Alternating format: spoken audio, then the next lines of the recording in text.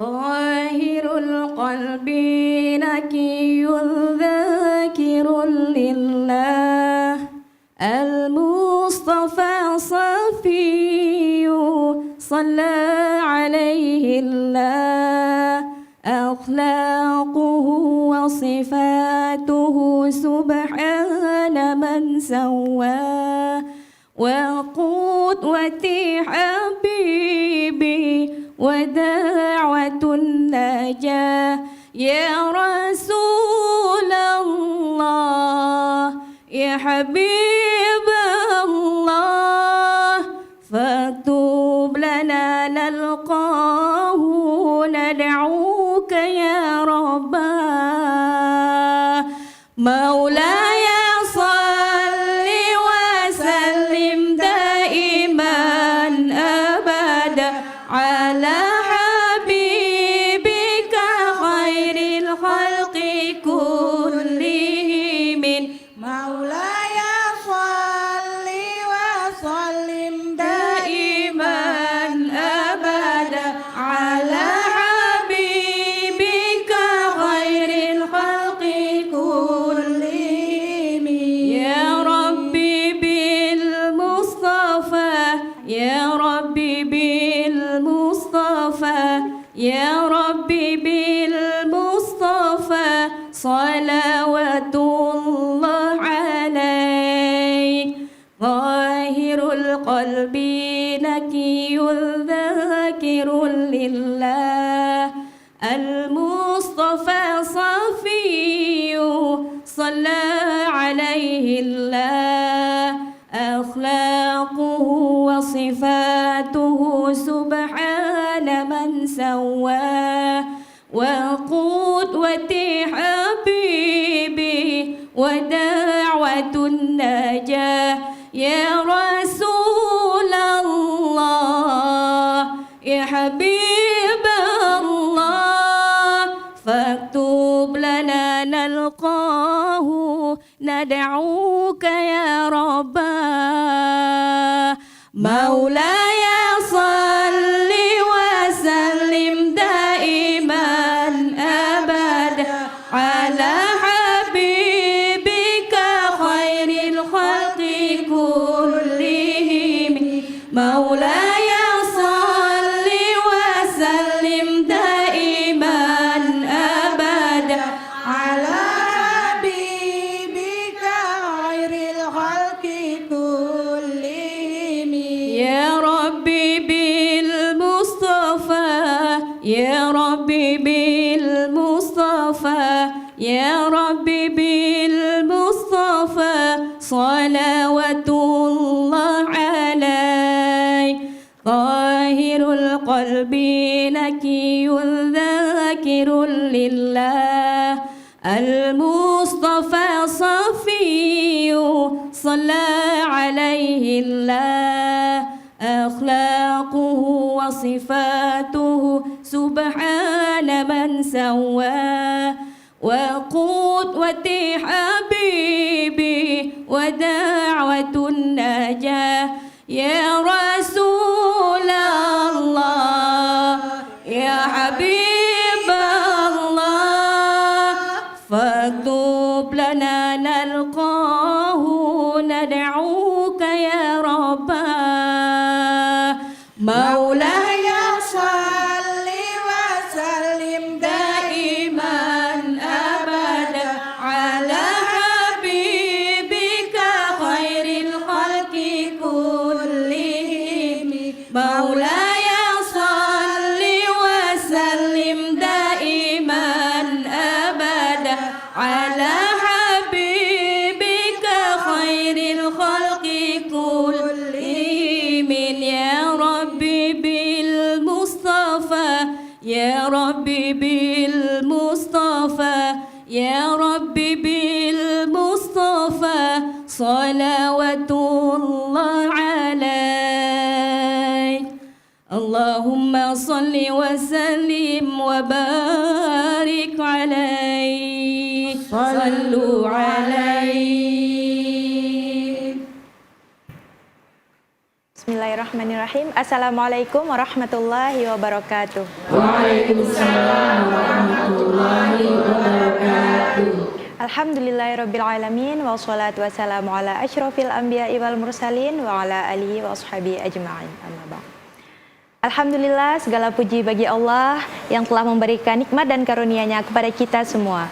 Semoga dimanapun kita berada selalu diberikan kesehatan, dimudahkan segala urusannya dan selalu dilancarkan rezekinya dan tentunya selalu berada dalam lindungan Allah Subhanahu wa taala. Salawat serta salam juga senantiasa kita haturkan kepada Rasulullah Muhammad sallallahu alaihi wasallam.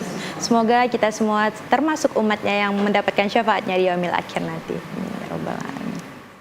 Pemirsa yang dirahmati Allah, senang sekali kembali lagi bersama saya Shirley akan membersamai Anda semua dalam acara Tuntunan Islami TVRI Kalimantan Barat yang insya Allah akan menghadirkan ilmu, nasihat, dan pengingat bagi kita semua untuk menjadi pribadi yang lebih baik lagi. Pemirsa yang dirahmati Allah, saat ini kita hidup di zaman teknologi yang serba cepat. Bahkan dalam hitungan detik kita bisa memperoleh informasi dari seluruh dunia. Lalu bagaimanakah Islam memandang perkembangan teknologi ini? Hal ini akan kita bahas di Tuntunan Islami episode kali ini dengan tema yaitu keseimbangan hidup di era digital. Pemirsa yang berbahagia, saat ini telah hadir bersama kita di studio narasumber kita yang insya Allah akan membimbing kita, yaitu Ustadz Andi Muhammad alias SAG SPD MSI, Dekan Fakultas Agama Islam Universitas Muhammadiyah Pontianak. Ya. Assalamualaikum Ustadz. Waalaikumsalam warahmatullahi wabarakatuh. Gimana kabarnya Ustadz? Alhamdulillah sehat ya? Baik, Mbak. Alhamdulillah. Ya Alhamdulillah Ustadz, di tengah-tengah kita juga telah hadir ibu-ibu dari Majelis Taklim Saiful Islam Pontianak Barat. Assalamualaikum ibu-ibu. Waalaikumsalam warahmatullahi wabarakatuh. Gimana kabarnya Ibu? Sehat ya? Alhamdulillah. Semoga sholawat yang telah disampaikan oleh ibu-ibu dari Majelis Taklim Saiful Islam tadi dapat menunjukkan hati kita semua serta semakin menambah kecintaan kita kepada Rasulullah Muhammad sallallahu alaihi wasallam. Amin. Baik Ustadz. Ya. Sesuai dengan tema kita tadi yaitu keseimbangan hidup di era digital. Ya. Nah, bagaimana Islam memandang perkembangan teknologi ini, Ustadz? Silakan Ustadz. Baik, sebelumnya bismillahirrahmanirrahim. Assalamualaikum warahmatullahi wabarakatuh. Waalaikumsalam warahmatullahi wabarakatuh. Innal hamdalillahi nahmaduhu wa nasta'inu wa nastaghfiruh wa na'udzubillahi min syururi anfusina wa min sayyiati a'malina may yahdihillahu fala mudhillalah wa may yudhlil fala hadiyalah. Asyhadu an la ilaha illallah wahdahu la syarikalah, iyyahu na'budu wa iyyahu nasta'in wa asyhadu anna Muhammadan abduhu wa rasuluh. Qala Allah Ta'ala fil Qur'anil Karim, a'udzubillahi minasyaitonir rajim, bismillahirrahmanirrahim. Ya ayyuhallazina amanu taqullaha haqqa tuqatih wa la tamutunna illa wa antum muslimun. Qala aidan ya ayyuhallazina amanu ista'inu bis-sabri was-shalah innallaha ma'as sabirin.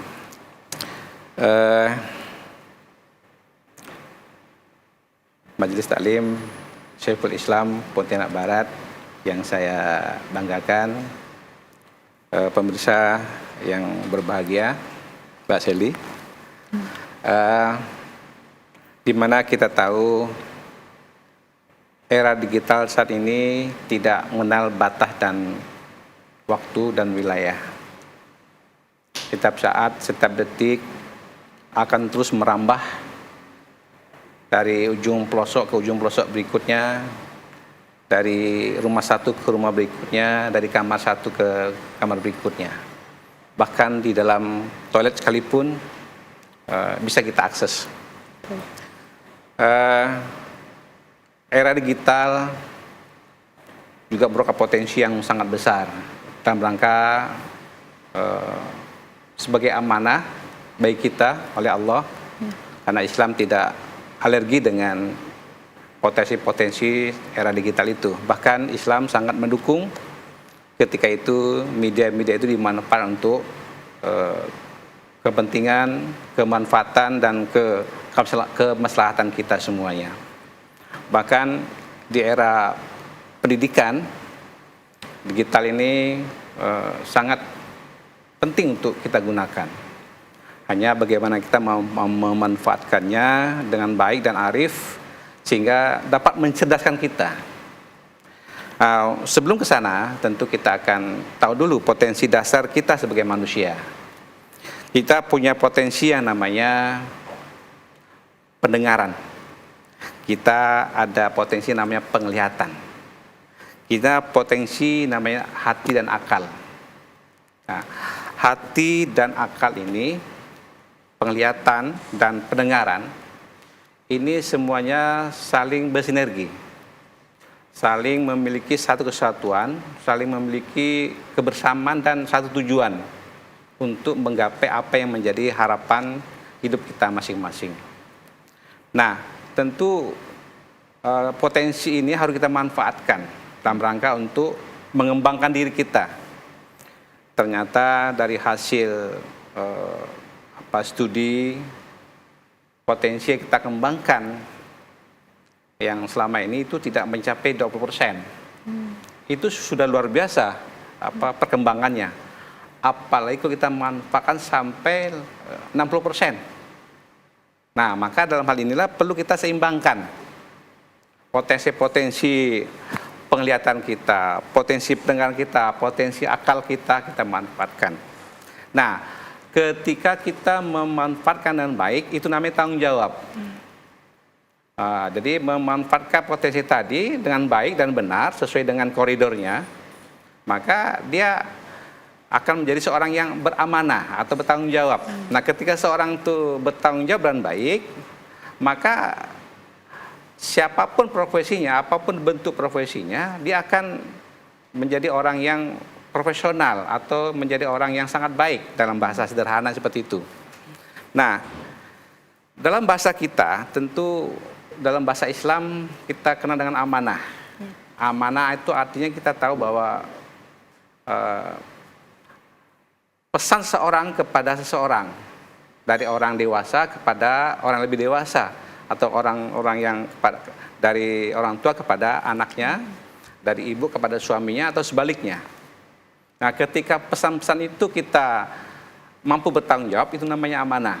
Tapi sebaliknya, ketika amanah-amanah itu, tanggung jawab itu kita tidak laksanakan dengan baik, maka itu ada ketidakseimbangan dalam melaksanakan amanah tadi. Nah, makanya ketika kita berkhianat kebalikan dari amanah, maka biasanya itu akan jadi error. Nah, sama halnya ketika kita tidak seimbang dalam menaikkan kelayang. Ketika menaikkan kelayang tidak seimbang, yang terjadi itu akan miring ke kanan terus gitu ya. Karena ujung-ujungnya jatuh. Nah, begitu juga kita. Kalau kita hanya dominan pada potensi pendengaran saja, penglihatan kita tidak kita seimbangkan, hati kita justru tidak memanfaatkan itu dengan baik, maka dia akan error. Maka ada yang namanya dalam jiwa kita ada namanya roh. Hati, akal, dan fisik kita itu kalau sudah diisi dengan roh, maka bisa beraktivitas. Nah, sementara hati itu fungsinya adalah tugasnya menetapkan. Sementara akal kita berfungsi untuk mengelola informasi. Nah, informasi itu banyak macam. Namanya pengetahuan. Pengetahuan kita bisa dapat dari baca melalui media kita, gadget kita, HP kita, atau bisa baca koran, atau kita bisa pengalaman yang lalu, atau yang sekarang. Nah, akal itu akan mengelolanya. Nah, akan mempertimbangkan baik buruknya. Nah, hatilah yang memutuskan melaksanakan atau tidak. Nah, ketika antara akal dan hati sudah sinkron, maka tentaranya adalah eksekutor, adalah tangan kita, anggota tubuh kita, panca indera kita sebagai tentara eksekutor. Sebagai kata Imam Ghazali, bahwa hati sebagai pusat keputusan, akal sebagai pusat pertimbangan, tubuh kita sebagai tentara, mengeksekusi. Nah, ketika kita mampu menyeimbangkan antara era digital dengan aktivitas kita semuanya yang sifatnya positif, maka akan seimbang. Ya. Nah, mari kita lihat ibu-ibu sebagai yang sudah pengalaman hidup yang luar biasa. Mungkin sudah ada yang 30 tahun, ibu ini masih 17 tahun mungkin kali kan. Ada yang mungkin sudah 40 tahun, bahkan mungkin sudah punya cucu. Pengalaman sangat luar biasa. Nah, mari kita kilas balik ke belakang. Dari era digital nih, kira-kira kita menerima era digital nih kapan? Tahun 2000-an ya? Tahun 2000-an mungkin ya. Tahun 2000-an sudah mulai kita mengenal HP jadul. Ya, ingat waktu itu SMS pun Rp500. Mahal pada waktu itu. Ya, dan dianggap kebutuhan mewah. Nah, ketika ibu-ibu sudah mengenal HP, ternyata banyak informasi yang akurat di media-media cetak maupun elektronik maupun media medsos. Disambas ibu ya. Disambas, saya dapat informasi dari Pengadilan Agama Kota Pontianak ketika beliau khotbah tempat saya. Dia menceritakan Kota Pontianak baru tahun yang lalu itu yang mengajukan perceraian itu hampir 1000 pasang lebih. Itu di Kota Pontianak. Sambas apalagi lebih meningkat. Nah, ini kemarin di Jawa Barat. 5.000 pasang lebih. Kasusnya apa? Sederhana. Rata-rata diantara karena media. Nah, kita bisa lihat. Contohnya, kan ada puasa sunnah ya bagi ibu-ibu ya. Senin, Kamis ya. Puasa Daud. ada Nabi Daud. Kan banyak puasa sunnah tuh. Ya. Kan ada pesan tuh, ketika suamimu di rumah nggak boleh puasa toh? Ya. Apa maksudnya Bapak Ibu?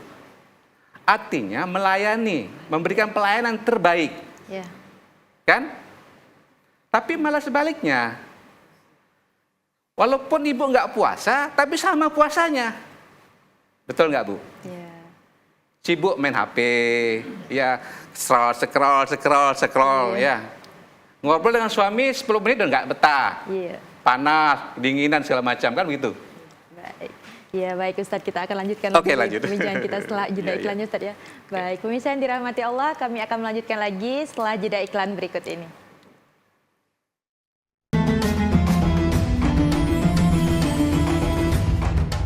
Yang dirahmati Allah, terima kasih karena masih bersama kami dalam acara Tuntunan Islami TVRI Kalimantan Barat. Baik, kita akan melanjutkan pembahasan kita tadi Ustadz, silahkan. Ya, jadi ketika kita diminta oleh Allah dan Rasul-Nya untuk puasa sunat, harus kita pahami di situ adalah dalam rangka untuk pengendalian keseimbangan. Nah, ketika kita tidak seimbang dalam rangka pelayanan, maka di sana pasti terjadi gap. Nah, ibu-ibu kan contoh sederhana ketika berpuasa itu kan syaratnya harus izin suami. Itu mutlak harus izin. Karena suami di rumah. Sementara ketika ibu juga tidak puasa, tapi sama sibuknya ketika berpuasa. Jadi maknanya sama-sama tidak bisa melayani. Berarti apa makna ketika ibu-ibu tidak berpuasa, padahal juga sibuk dengan aktivitas yang lain? Mungkin arisan lah, apalagi?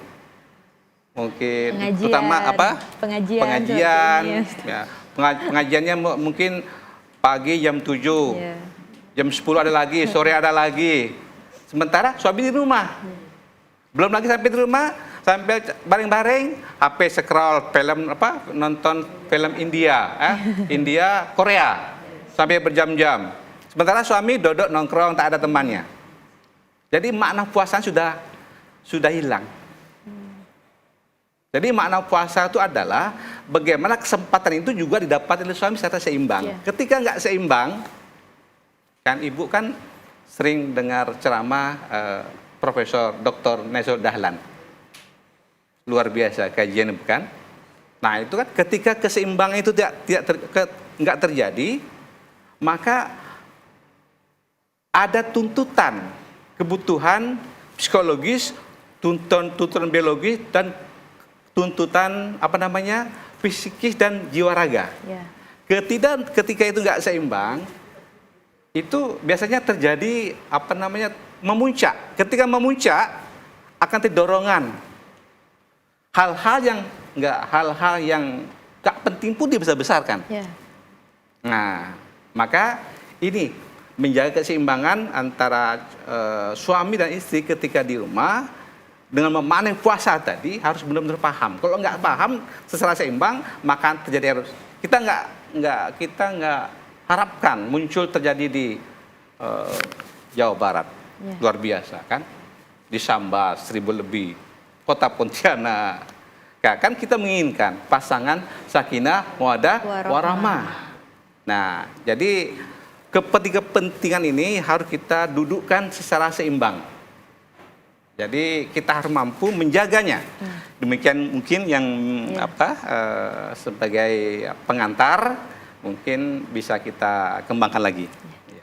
Berarti sangat penting sekali ya Ustaz untuk menjaga keseimbangan ini ya. Betul. Ya, baik. Mungkin sekarang kita bisa memasuki sesi tanya jawab bersama ibu-ibu majelis taklim ya Ustaz ya. Baik, ibu-ibu jika ada yang mau bertanya silakan. Ya, silakan Ibu. Assalamualaikum warahmatullahi wabarakatuh. Waalaikumsalam warahmatullahi wabarakatuh. Mohon izin Ustadz, perkenalkan nama saya Desi Haryani, saya dari Majelis Taklim Saiful Islam Pontianak Barat. Izin bertanya Ustadz, Ya. jelaskan apa tantangan utama yang kita rasakan demi menjaga keseimbangan hidup di era digital pada saat ini Ustadz. Mohon penjelasannya Ustadz. Terima kasih. Assalamualaikum warahmatullahi wabarakatuh. Waalaikumsalam warahmatullahi wabarakatuh. Silakan Ustaz. Ya, terima kasih. Pertanyaan sangat bagus. Tantangan kita hidup di era yang sangat cepat ini, yang dikenal dengan era digital. Tantangan kita diantaranya adalah gadget kita masing-masing. Jadi kondisi gadget kita atau HP kita atau media yang serupa dengannya harus kita mampu mengontrolnya. Jadi kita yang mengontrolnya, bukan media ini yang mengontrol kita. Ketika waktu azan tiba, maka berhentilah. Setengah jam atau 15 menit sebelum azan, maka ada terjadwal. Kemudian tentu tantangan ini juga bukan hanya pada diri kita sebagai seorang istri atau seorang suami, juga tantangan ini juga ada pada keluarga kita yang lain, anak-anak kita harus kita kontrol. Selain kontrol juga orang tua harus memberikan contoh. Jangan sampai ketika orang tuanya mencontohkan ketika sudah azan masih juga scroll nonton film Korea kan. Ditegur juga enggak ngeh gitu ya. Ini kadang-kadang khawatir anaknya negur. Kalau anaknya negur kan malu. Maka contoh konsistensi bagi seorang yang tadi amanah, maka harus benar-benar diperhatikan baik, karena ini penting sekali di era digital ini. Karena memang ibu-ibu sekarang nggak perlu lagi bertanya bagaimana cara masak dengan tetangga, cukup dengan melalui media. Iya, tinggal cari resep gitu ya. Ya, resep yang bagaimana, resep Padang seperti apa, resep sate Madura seperti apa, kan bisa lihat di media itu. Jadi dengan demikian Ibu, maka tantangan kita adalah tadi gadget kita yang bisa membawa kita keterpurukan dalam bentuk ketidakharmonisan kita terhadap suami atau suami kepada istri, kepada anak, bahkan mungkin pada mungkin menantu kita. Ketika kita berkunjung ke rumah keluarga, tetangga atau arisan, kadang-kadang kita cukup prihatin. Bukan ngobrol, tapi asik dengan media masing-masing, kan begitu. Betul. Ini harus kita kontrol, harus kita benar-benar mengatur mereka. Kalau mau tempat keluargamu lebaran kayak kemarin itu kan, maka ngobrol dengan baik, bercengkerama, berkomunikasi dengan baik. Jangan hidup hanya untuk mementingkan diri sendiri. Jadi memang kalau kita tidak mampu mengontrol, maka media ini membawa kita untuk hidup secara individual. Kan begitu. Ya mungkin itu bisa saya. Berarti kita memang Harus Ya. bijak ya Ustaz. Ya, secara bijak, betul. Ya. Baik. Mungkin Ibu ada yang mau bertanya lagi? Iya, silakan Ibu. Assalamualaikum warahmatullahi wabarakatuh. Waalaikumsalam Waalaikumsalam warahmatullahi wabarakatuh. Izin bertanya Ustaz. Ya. Sebelumnya saya perkenalkan, saya Rusnani Arbi dari Majelis Ta'lim Saiful Islam. Pertanyaan saya, mengapa sabar itu di dalam Islam bukanlah suatu kelemahan? Ini yang dapat saya tanyakan Ustadz. Ya. Terima kasih. Wassalamualaikum warahmatullahi wabarakatuh. Waalaikumsalam warahmatullahi wabarakatuh. Silakan Ustaz. Ya, terima kasih Ibu. Pertanyaan sangat bagus. Jadi mari kita lihat dalam surah Al-Baqarah yang insya Allah kita sudah hafal. Ya ayyuhallazina amanu sta'iru bisabri wassalah innallaha ma'as-sabirin. Hai orang beriman, jadikanlah sabar dan sholat sebagai penolongmu. Nah, jadi sabar bukan berarti sebuah kelemahan. Itu betul. Sabar bukan berarti orang yang sangat tidak produktif. Sabar bukan orang yang artinya pasrah.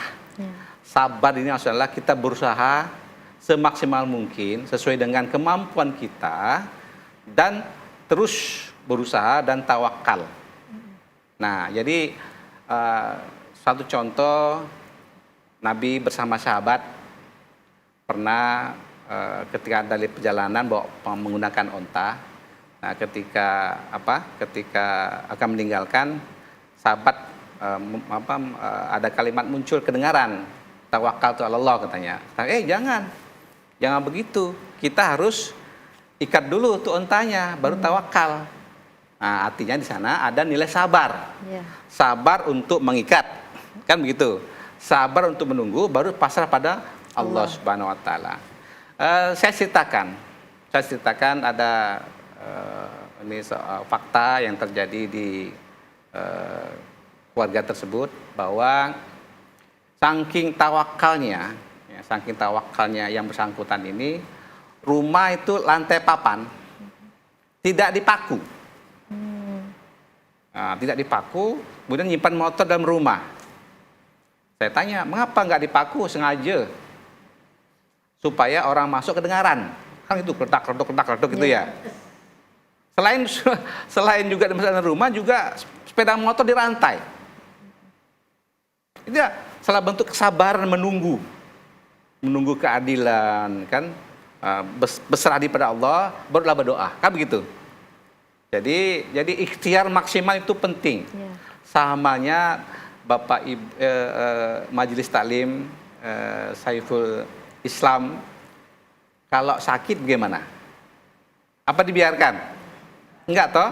Nah, ketika ibu usaha untuk mengobati ke dokter kah, ke puskesmas kah, itu namanya udah usaha Ya. dan tawakal.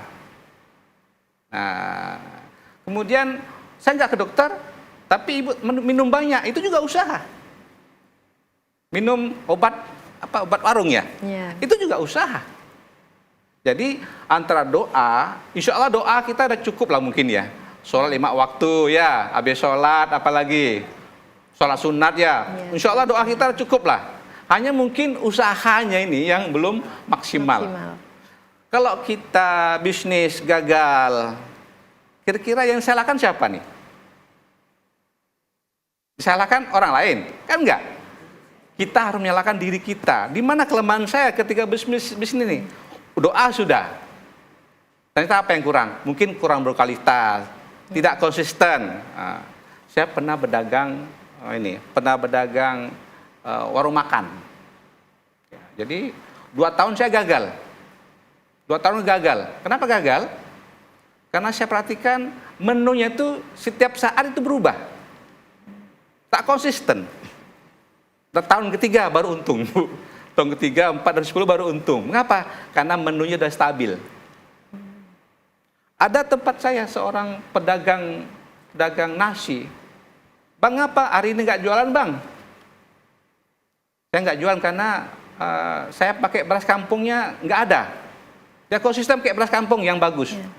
Ketika itu nggak ada, mereka rela nggak jual daripada jual untuk melemahkan kualitas, sehingga konsumennya meninggalkannya. Itu nggak mau, dia menjaga kualitas. Jadi saya pernah disampaikan oleh seorang pengusaha ngobrol dengan saya, Dek, kalau mau pengen sukses, maka usahakan cepat, tepat, dan berkualitas. Nah, ternyata betul. Cepat, tepat, dan berkualitas. Jadi, Ibu, memang kita butuh sabar. Dalam kehidupan kita sehari-hari, Ibu, kita sebenarnya sudah dilatih sabar. Bagaimana Ibu mengandung selama yang normal standar 9 bulan 10 hari. Itu luar biasa sabarnya itu. Ya, kan kemarin kita pernah disuguhi tontonan di Cina.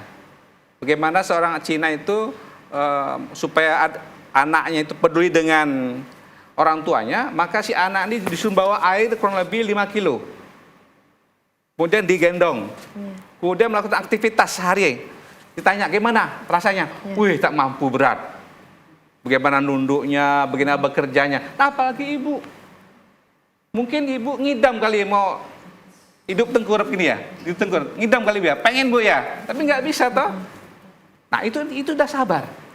Nah sangat disayangkan ibu telah melatih sabar selama 9-10 hari, ketika punya anak, udah besar dikit, ketika kecil-kecil disayang-sayang ya, besar dikit dicubit, dipukul, dipentung, nah lah itu kan rugi. Rugi nggak Bu? Rugi. Nah, jadi sebenarnya kesabaran yang tertinggi sudah ada pada ibu nih. Ya, betul. Udah luar biasa itu. Belum lagi Belum lagi merawat anak. Setiap 2 jam tahun pertama kan, iya Bu ya. Setiap 2 jam bangun. Setiap 2 jam bangun ya. Bapaknya ngorok aja. Nggak mau bantu ya. Ada sih bapak yang nggak bantu tapi jarang. Terus saya waktu itu tidur ngorok. Kan begitu. Ya. Nah, tentu ibu juga harus paham bagaimana suami bekerja di luar, yang ngaspal, berjemur ya, belum lagi berkelahi sama kawannya, belum lagi kena marah pengawas, kan? Ibu nggak tahu, makannya apa ada ibu nggak tahu, kan? Jadi saling memahami keseimbangan, sabar, maka ini modal. Betul. Nah, kalau kita nggak saling memahami kondisi masing-masing, ya bisa kacau emang hidup dia, kacau. Sangat penting sekali ya Ustaz, sangat penting sekali menjaga keseimbangan untuk saling memahami, termasuklah kebutuhan anak-anak, tetangga kita juga demikian. Jadi keseimbangan ini luar biasa. Dalam prinsipnya kan kita ini begini, kalau merasa Anda adil pasti protes Bu ya. Iya. Apa bentuknya? Anak kita aja. Kalau kita kasih uang dia tahu nggak adil, protes. Itu anak kecil belum pernah belajar tentang keadilan, tapi bisa protes dia. Nah, jadi luar biasa Ibu. Ya, memang dalam sholat ibu ada kesabaran, gimana tidak? Dalam berwudu kita ibu itu kita sudah di TOT, kan? Udah dilatih, gimana membasuh tangan dengan cara yang bagus, kan? Tak buru-buru kan? Ya.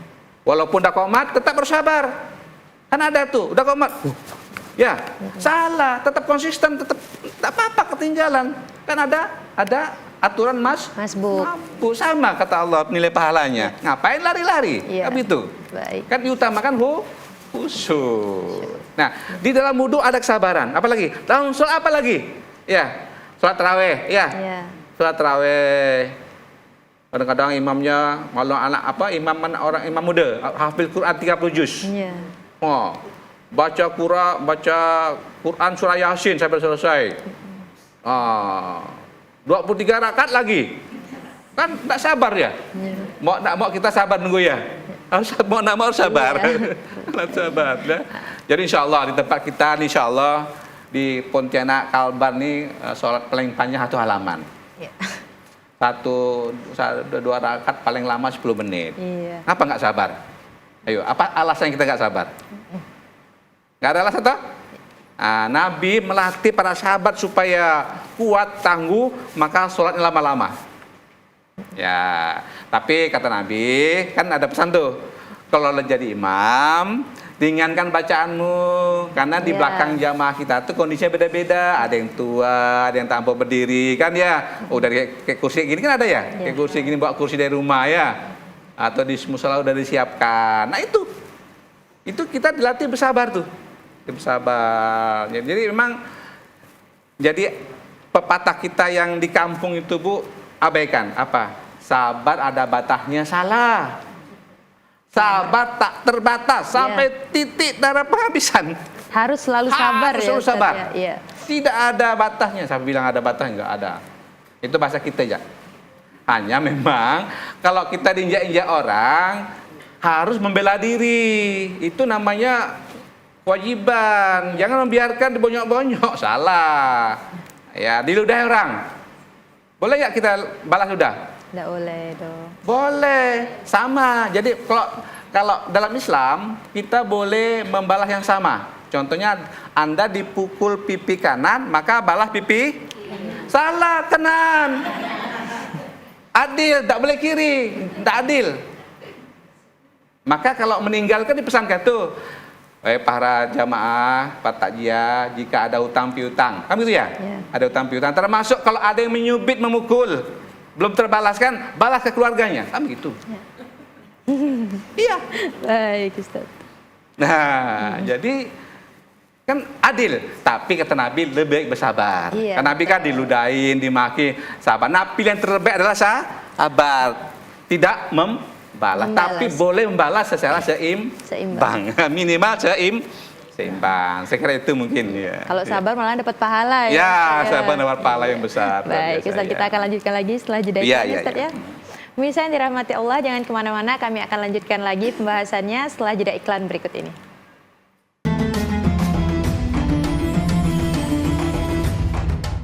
Pemirsa yang dirahmati Allah, terima kasih karena masih bersama kami dalam acara Tuntunan Islami TVRI Kalimantan Barat. Baik, kita akan lanjutkan lagi sesi tanya jawab kita bersama Ibu-Ibu Majelis Taklim dan Ustadz Alyas. Baik, silakan Ibu yang mau bertanya. Ya, silakan Ibu. Bismillahirrahmanirrahim. Assalamualaikum warahmatullahi wabarakatuh. Waalaikumsalam warahmatullahi wabarakatuh.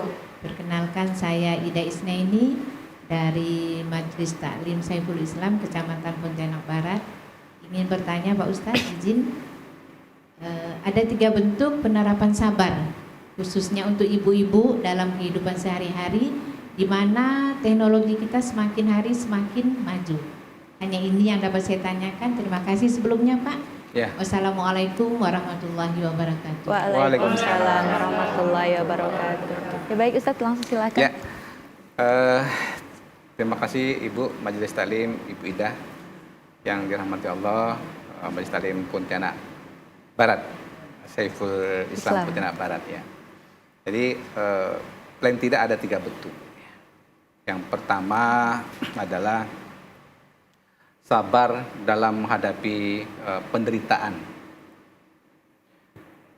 Tentu hampir kita semua pernah mengalami penderitaan atau hidup yang tidak berkecukupan atau hal-hal yang sifatnya penderitaan, baik itu sakit atau yang lainnya. Nah, ketika kita sabar dalam penderitaan, maka Allah tidak membiarkan kita dalam waktu yang cukup lama. Ada batas waktunya Allah berikan cobaan itu, karena itu Allah menguji menguji keimanan kita. Ini emas murni atau emas apa namanya itu? Emas palsu gitu ya. Itu ya. Jadi Allah pengen tahu. Jadi maka kita kadang-kadang diuji beruntun ya. Beruntun satu anak, mungkin keluarga, tetangga, mungkin banyak saja cobaan itu beruntun. Nah, ketika kita sabar dalam penderitaan apapun bentuknya, maka Allah nggak sia-siakan. Allah akan hapuskan segala macam dosa-dosa kita. Ya. Tapi dengan catatan ridho, sabar. Sabar ketika menerima sakit kan, sakit lama, sabar sebagaimana Nabi Ayub ya. Luar biasa, 8 tahun diminta istrinya supaya mohon kepada Allah, apa kata Nabi? Aku malu pada Allah. Aku lebih hidup sudah panjang, masa baru 8 tahun dia coba, saya udah ngeluh pada Allah. Subhanallah. Mungkin kita pernah kena penyakit yang cukup lama. Mungkin kita menderita batin karena seseorang cukup lama. Tapi kita bersabar, tidak dendam, tidak benci. Jadi Bapak Ibu, jangan pernah benci ya. Pada siapapun, nggak boleh benci. Karena sedikit pun kita benci, dendam, sebenci zarah, itu namanya kesombongan. Maka kita akan susah mendapatkan surganya Allah Subhanahu Wa Taala. Maka belengkeng itu semuanya itu. Walaupun seseorang sangat menyakiti kita, maka itu namanya pertama. Bentuk yang kedua adalah sabar dalam ketika menerima sesuatu yang bahagia, sesuatu yang sangat prestisius. Ya, kita sabar dalam bentuk, contohnya kita memiliki kekayaan, sabar mengelola. Nah, jadi itu juga cobaan. Memanfaatkan potensi-potensi yang kita seperti kekuasaan, jabatan, kekayaan itu harus sabar. Sabar ya. Nah, itulah yang mengapa orang yang sabar Allah selalu melindunginya. Nah, sebagaimana banyak contoh para sahabat, para nabi dan rasul ketika sabar sampai sekarang mereka kita kagumi.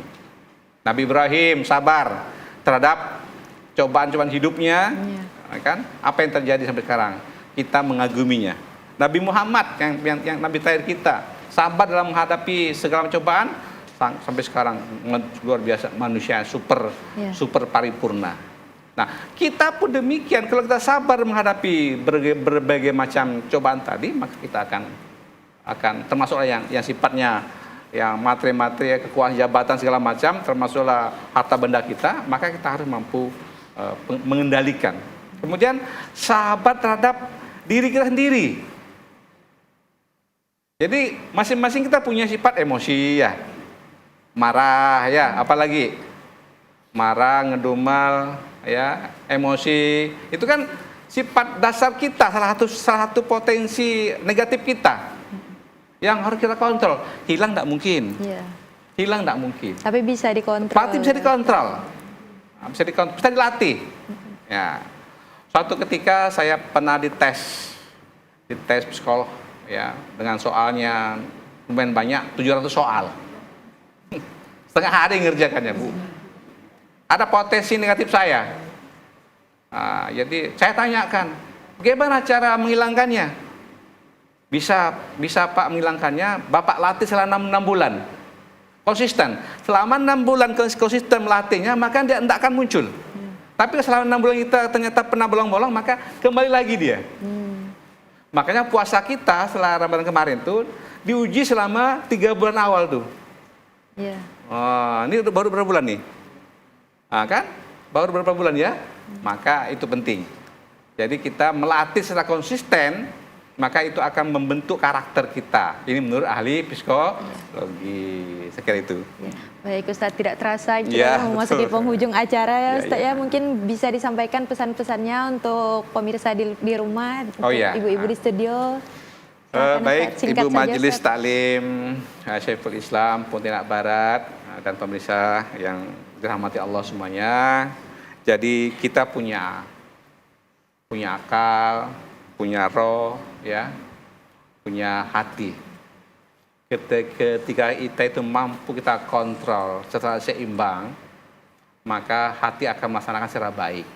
Dan sebaliknya, ketika hasil pemikiran kita pertimbangkan yang negatif justru yang kita lakukan, maka akan punya potensi melakukan tindakan tidak baik. Maka mengontrol diri kita, mengontrol lingkungan kita, mengontrol harta kita, mengontrol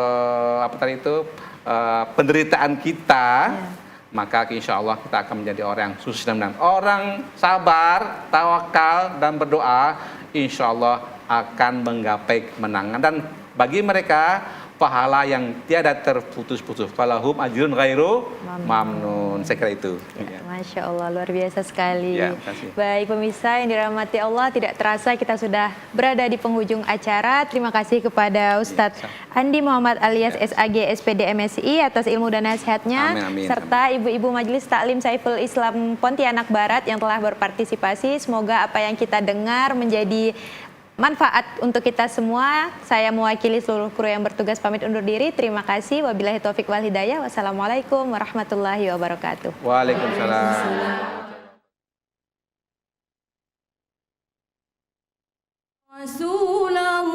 Rasulullah, ya Habiballah,